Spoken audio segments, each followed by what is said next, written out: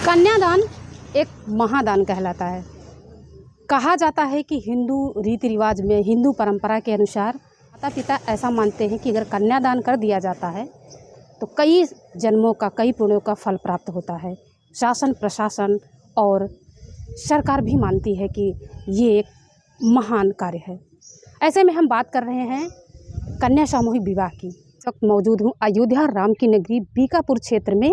ये गांव है तोरो माफी दरावगंज, जो बीकापुर अंतर्गत आता है। तो हम यहाँ पर हैं, जो कुछ ग्रामीण हमारे साथ मौजूद हैं। मैं उनसे जानती हूँ कि क्या उनको कन्या सामूहिक विवाह के बारे में पता है या नहीं है। तो हमारे साथी जो यहाँ जुड़े हुए हैं, हम उनसे बातचीत करते हैं कि क्या इनको इसके बारे में पता है, इनको ये लाभ मिला है या वो लेना चाहती हैं, इसकी जानकारी उन्हें है नहीं है। हम सीधा उनसे बातचीत। क्या आपको कन्या सामूहिक विवाह के बारे में पता है? जी नहीं। क्या करती हैं आप, आपका परिवार? लिए लकड़ी कोड़ी जात काटे, ये ट्रैक्टर चलावत इसका है। मतलब आप श्रमिक हैं। हाँ। ये कि कन्या सामूहिक विवाह के बारे में आपको पता है? हमको कुछ नहीं पता। नहीं पता है। अच्छा ये बताइए, श्रम विभाग में आपका रजिस्ट्रेशन हुआ है? हाँ, बना है। उसके बारे में कुछ पता है आपको? क्या होता है उसमें रजिस्ट्रेशन कराने से, फॉर्म भरने से? अभी ये बिया हुआ करवाता है सरकारी, ये हुआ है। हाँ, कितनी बेटियां हैं आपकी? 2 बेटियां हैं। दोनों की शादी करना है या अभी हो चुका है? नहीं, दोनों करेगा क्यों कमाइए तो हमें देखता है लकड़ी कंडा काट के, तो सब काम हुआ तो बच्ची। क्या करती हो आप? खेत में काम करते हैं, कभी कोई बोल देता है तो फिर। कन्या सामूहिक विवाह के बारे में पता है आपको? नहीं पता तो नहीं है। अच्छा, गरीब मम्मी मेरी बूढ़ी है, शादी करने मतलब बहुत दिक्कत है, इसलिए। अच्छा, जैसे आप लोग के यहाँ शादी होती होगी तो आपको जानकारी होगा कि शादी में कितने खर्च आते हैं? ना 2 लाख 3 लाख ऐसे हो जाते हैं। लेन देन क्या होता है? हाँ, लेन देन तो बहुत दिया जाता है, कोई कम भी देता है, कोई भी ज़्यादा भी देता है, जैसे आप लोग के औकात जैसे। अच्छा, आप लोग की शादी में कुछ अलग डिमांड होता है या कुछ अलग तरीके से शादी होती है? अलग तरीके में होती है कुछ।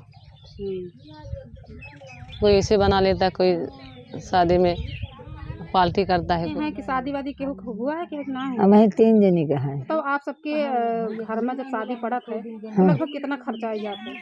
बहुत खर्चा आ जाता है। बहनी है भी हवा करे कहाँ, जब लाभ मिल जाए तो बढ़िया है। घर में और केहू है ना, मालिक है ना है। ये बात ये है। अब ब्याह करे जरूरी है, ये है। लाभ मिले तो बढ़िया है। अब अठुई है आ रही जात गए हो कहाँ ब्याह करे का है, एक दिन घरे हैं उन्हों करे का है। व्यवसाय का है आपके? बहनी ऐसे मेहनत मजदूरी करी थी। हाँ। हमारा आदमी ठेला चलावत बच्चे। सब आपके सबके यहाँ शादी करें में कितना खर्चा आ जाता है? बहुत लागत बच्ची, बहुत खर्चा लागत है। अब कर्जे कुआं लेके हुए बच्ची, अपने घरे खेती बाड़ी है ना बच्ची की, अपने घर बा खेती बाड़ी। अब कर्जे भरते लेके तो करबे और कहाँ से करबे? उतना मेहनत मजदूरी अटबे न करे बच्ची तो हम कैसे कह पाओ? हाँ। एक कन्या सामूहिक विवाह सरकार द्वारा चलाया जा रहा है, उसके बारे में आपको पता है? हाँ, बतावत रही बच्ची। मतलब जानकारी में आपके का बाकी मन कौन लाभ मिला था? अब बच्ची हम जानित ना कौन लाभ मिला था। आपकी अगर मदद किया जाए तो जैसे गाँव में लोग आते हैं कहीं जानकारी देने, कुछ ब्लॉक ना ही समय सबका ना पता बाबा। तो साथियों, आपने देखा और जाना, हमारी जो फिल्म की स्टोरी थी कि जो कन्या सामूहिक विवाह है कि क्या लोगों को इसके बारे में पता है। तो यहाँ पर जो हम तोरो माफी गांव में आए हैं, यहाँ पर हमारे साथ जो महिलाएं जुड़ी थी यहाँ पर वो हैं सामने मौजूद, हम आपको जो दिखा पा रहे हैं। उनका ये कहना है कि मुझे इसके बारे में कुछ पता नहीं है। किसी की 1 बेटी, 2 बेटी, 3 बेटियाँ, या किसी की तो 4-5 बेटियाँ ही हैं। तो उनको अगर कहना है कि अगर इसका लाभ हमको मिल जाता है तो हमारे लिए बढ़िया होगा, क्योंकि यहाँ पर ये लोग मजदूरी करते हैं, अपना जीविका चला रहे हैं और उनकी घर की समस्या जो है ये बनी है। क्योंकि सरकार जो योजना चला रही है, अगर इसका लाभ इनको मिल जाता है तो शायद जो है इनके लिए एक अच्छा मददगार साबित होगी। और ये कहाँ से जो है लोगों को पता चले, किस तरह से लोग इसका फ़ायदा लें और इसमें क्या क्या नियम हैं, क्या क्या शर्तें हैं और किस तरह से लोग इसका लाभ ले सकें, वो ग्रामीण हो या शहर हो। में हम आइए चलते हैं, जानते हैं विभागीय कार्यालय। नमस्कार, साथ मौजूद हूँ अयोध्या राम की नगरी श्रम विभाग श्रमायुक्त कार्यालय में। हमारे साथ अनुराग मिश्रा जी श्रमायुक्त मौजूद हैं।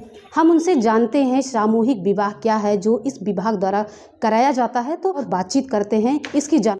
सामूहिक विवाह योजना ये कन्या विवाह अनुदान योजना हमारे यहाँ श्रम विभाग में चलाई है सरकार ने। इसके कन्या विवाह अनुदान योजना उन पंजीकृत मजदूरों को मिलता है जो 1 साल पहले से उत्तर प्रदेश भवन एवं अन्य संनिर्माण कर्मकार कल्याण बोर्ड के सदस्य के रूप में पंजीकृत हैं। और ऐसे पंजीकृत श्रमिक जब 1 साल पूरा कर लेते हैं तो वो अगर सामान्य शादी वो करके लाभ लेना चाहते हैं तो 55,000 रुपये का इसमें लाभ मिलता है शादी के बाद। और अगर वो सामूहिक विवाह कार्यक्रम में शामिल होना चाहते हैं तब उन्हें 75,000 रुपये की धनराशि मिलती है। और ये सामूहिक विवाह समय समय पे कराए जाते हैं। क्या क्या डॉक्यूमेंट्स लगते हैं इसमें? सामूहिक विवाह में मुख्य रूप से जो पंजीकृत श्रमिक हैं उनका प्रमाण पत्र, आधार कार्ड, बैंक पासबुक, आयु का प्रमाण पत्र, वर और कन्या दोनों का आयु का प्रमाण पत्र चाहिए होता है। परिवार रजिस्टर की नकल जिससे ये साबित हो सके कि वो संबंधित श्रमिक की कन्या है। शादी का जो कार्ड होता है अगर वो सामान्य शादी करते हैं तो उसमें लगता है, सामूहिक विवाह में नहीं लगता। कार्य प्रमाण पत्र की 1 वर्ष में 90 दिन का काम कम से कम निर्माण श्रमिक के रूप में उन्होंने किया हो, इसका प्रमाण पत्र लगता है। और साथ ही उसका अगर कोई ऐसी घोषणा करनी है उनको तो वो कर सकते हैं, नहीं तो ये जो मेन कागज हैं वो यही। पात्रता की श्रेणी में कौन कौन लोग आते हैं? इनको उपहार स्वरूप क्या दिया जाता है? सामूहिक विवाह जो समारोह श्रम विभाग में होता है उसमें उपहार की कोई व्यवस्था अलग से नहीं होती। इसमें श्रमिक को जो 75,000 रुपये दिए जाते हैं उसी में सब कुछ समाहित है, वो उनके खाते में जाता है संबंधित श्रमिक के, जिसमें 10,000 रुपये एडवांस जरूर दे दिया जाता है ताकि श्रमिक जो कपड़े वगैरह के लिए, परिधान वगैरह के लिए एडवांस 10,000 रुपये दे दिया जाता है। इसमें शादी में शामिल होने के लिए केवल रजिस्टर्ड होना पर्याप्त है। 1 साल पहले उसके माँ या पिता कन्या के रजिस्टर्ड होने चाहिए।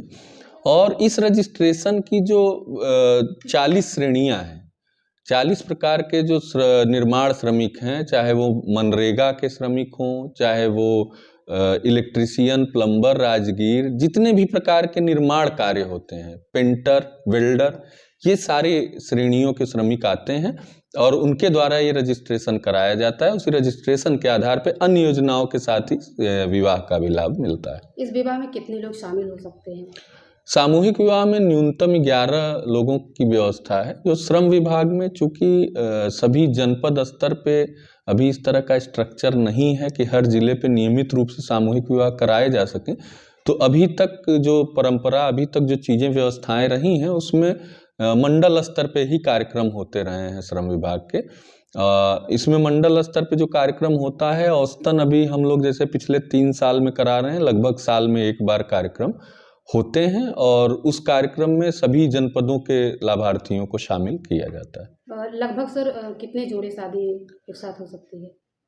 अधिकतम की कोई सीमा नहीं, जितने की व्यवस्था कर ली जाए उतने, या जितने फॉर्म आ जाएं उतने की व्यवस्था करके उतने की शादी होती है। इसमें 7,000 रुपये प्रति जोड़े अधिकतम का जो उस व्यवस्था का व्यय होता है वो टेंडर के आधार पे लिया जाता है। जितना कोई ठेकेदार न्यूनतम टेंडर जो मिलता है उस आधार पे वो उसको व्यवस्था की जिम्मेदारी दी जाती है और भुगतान सीधे उस सेवा देने वाली संस्था को किया जाता है। अभी तक आंकड़े की बात किया जाए, कितनी शादियां हो चुकी हैं इस विभाग से?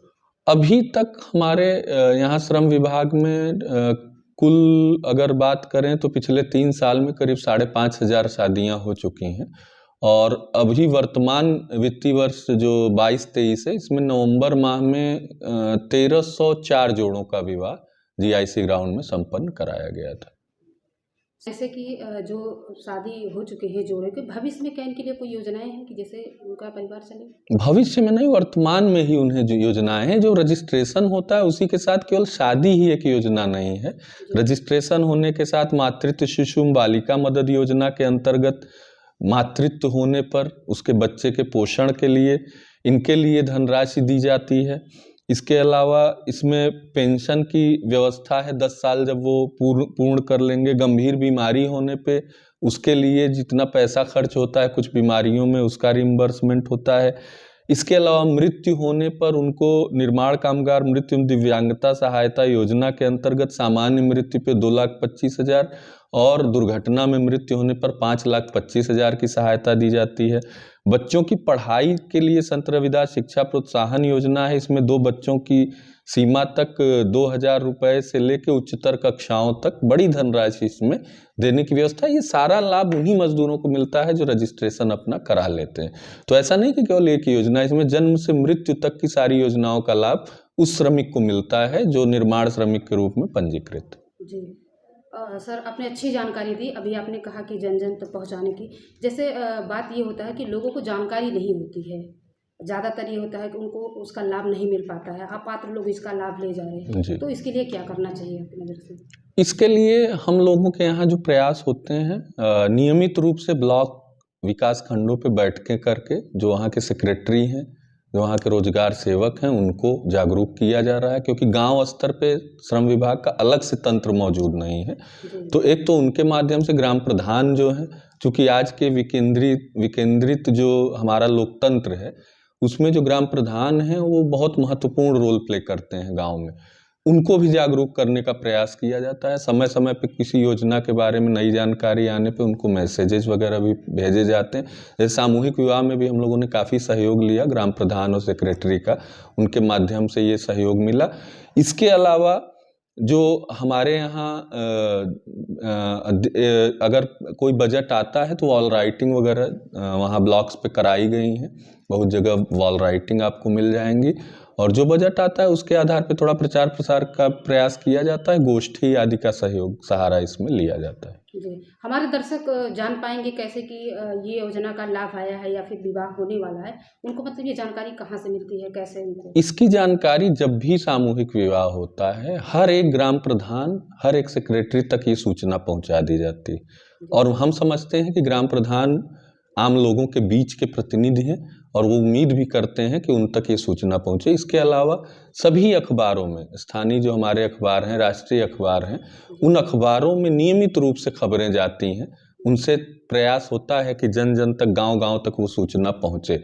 और इसके अलावा भी अगर कोई जानना चाहता है तो आज के समय में जो वेबसाइट हैं, पोर्टल हैं, उन पे जो एंड्रॉयड फ़ोन है उनके माध्यम से जन जन तक वो पहुंच है। अगर आदमी जागरूक है तो उसे सभी योजनाओं की अद्यतन जो स्थिति होती है उसकी जानकारी मिलती रहती है।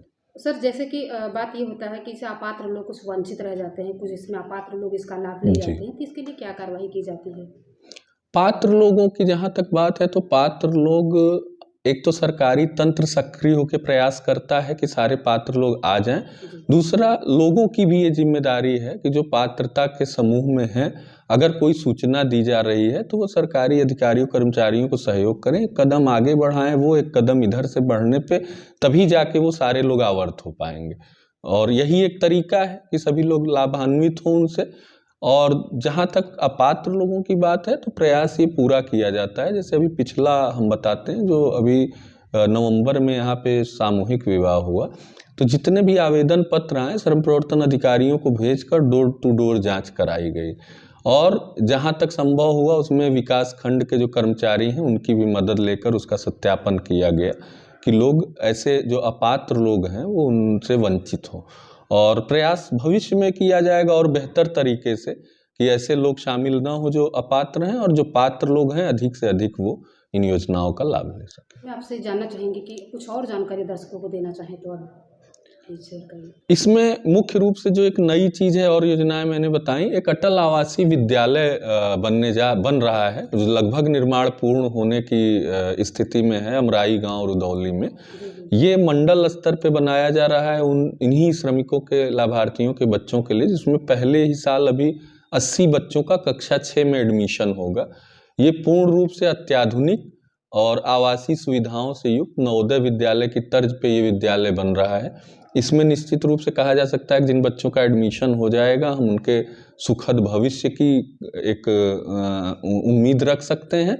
और ये भी इन्हीं बच्चों के लिए है जो ऐसे श्रमिक हैं, उनके बच्चों के लिए, या फिर जो कोविड में बच्चे जो अनाथ हो गए उन बच्चों के लिए विद्यालय बन रहा है। तो ऐसे जो भी बच्चे अभी कक्षा 5 में पढ़ रहे हो, अगला जो सत्र शुरू होने जा रहा है कक्षा 6 में, वो एडमिशन लेने का प्रयास उसमें कर सकते हैं। और बहुत जल्द हम उसको शुरू करने जा रहे हैं। ये एक बहुत महत्वाकांक्षी योजना है। अंत में आपसे थोड़ा सा हम और जानना चाहेंगे कि हम आपकी मदद किस तरह से कर सकते हैं इस योजना के तहत। आपकी मदद की ज़रूरत सबसे ज़्यादा हमें ये है कि आप जो योजनाएं चल रही हैं इनको जन जन तक पहुंचाने में हमारे साथ सहभागी बने, सहयोग करें। और उस जो सरकारी जो योजनाएं हैं वो अभी बहुत सारे लोगों को लाभ मिला, लेकिन अभी बहुत सारे लोग हो सकता है इससे वंचित हों, जो किन्हीं कारणों से जागरूकता कमी के कारण उन्हें लाभ न मिल पाया हो। तो अगर उस जागरूकता के प्रसार में आप सहयोग करेंगे तो हम लोग भी प्रयास करें, निश्चित रूप से हम लोग एक एक व्यक्ति तक इन योजनाओं को पहुंचाने में सफल होंगे। सर बहुत बहुत धन्यवाद आपका, आपने बहुत अच्छी जानकारी दी। Thank you. आज हमारी फिल्म की स्टोरी जो थी सामूहिक विवाह के, जिसको लेकर हम यहाँ श्रम आयुक्त विभाग में आए और सर ने बहुत अच्छी जानकारी दी। तो दोस्तों हमारी जो बातचीत में निकल कर आया है कि ग्रामीण क्षेत्र से जुड़े हुए हैं जो भी श्रमिक यहाँ पंजीकरण है उनकी कन्याओं के लिए है, और जो करना चाहते हैं हम उनको अपने संदेश के माध्यम से, अपने जो है तमाम जो है प्रचार प्रसार के माध्यम से इनको बताते रहते हैं, वो इसका लाभ लें। ये बहुत अच्छी योजना है जो खासकर श्रमिकों के लिए है, जो इनकी बेटियों का विवाह करने के लिए एक अच्छा अवसर है जो सरकार के द्वारा चलाया जा रहा है। तो दोस्तों अगर आपको ये वीडियो अच्छा लगा है तो हम जानते हैं कि आप, ऐसा नहीं कि मैं अयोध्या में ही हूँ तो मुझे यहाँ के लोगों के बारे में बताया है। अगर आपके पास तक ये वीडियो पहुँच रहा है तो आपके अपने ग्रामीण समुदाय में, आपके गांव में, आपके परिवार में, आपके समाज के लोग आसपास जो रहते हों, या दूर दूर तक आपकी जहाँ तक जान पहचान हो, हर ज़िले में, हर क्षेत्र में, गांव हो या शहर हो, आप जो है इसको ज़्यादा से ज़्यादा शेयर करिएगा, बताइएगा कि उनको भी इसका लाभ मिल सके, ताकि ग्रामीण जो रह रहे हैं ग्रामीण क्षेत्रों में, जिनको इसके बारे में पता नहीं है उनको पता हो सके। इसलिए हम चाहते हैं कि इस वीडियो को आप लोगों तक पहुंचाएं। इसके लिए आपको बहुत बहुत धन्यवाद। और कैसा लगा हमारा ये जो है आज का रिपोर्ट, हम आपको ऐसे ही एक नई जानकारी के साथ फिर से रूबरू होंगे। तब तक के लिए बहुत बहुत धन्यवाद। इस खबर के लिए अयोध्या से कुमकुम भाग्य की रिपोर्ट, इंडिया अनहट के लिए।